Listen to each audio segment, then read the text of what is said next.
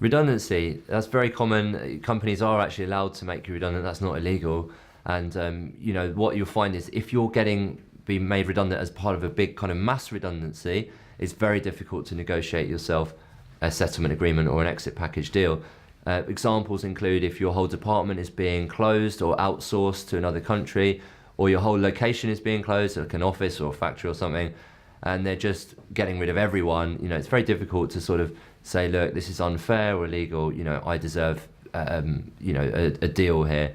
I deserve to be let go of with a settlement agreement. However, if it's a bit more selective, for example, if it's just you going, especially, or it might be just a small number of colleagues, then there's certainly plenty of arguments you can bring to the bear in that process. And at any point in that process, you can effectively take your employer to one side, suggest a without prejudice meeting or without prejudice conversation, or write them a without prejudice letter and suggest that you effectively come to some kind of arrangement where you leave. Now, the good thing about doing this early on in the process is that you're saving them all the management time and effort, and obviously the salary they're paying you as well, whilst this process is kind of being dragged out. Could be a month or two, or it could be less, or it could even be more. So there are benefits of kind of asking earlier on.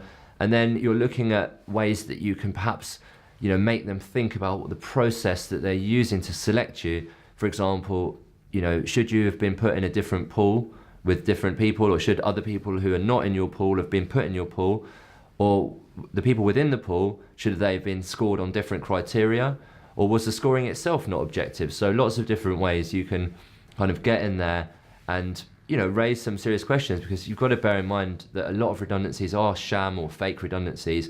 They're preordained, where the employer just wants to get rid of you, and they've made this whole kind of sham process, this kind of show or like a charade around being fair. Actually, it's all kind of fixed. So they're literally just making it look like it's all done objectively. They really wanted to get rid of you in the first place. If you can show that you're onto them, then you've got a pretty good chance of then looking like a serious contender for a settlement agreement or an exit package deal. So give it a whirl.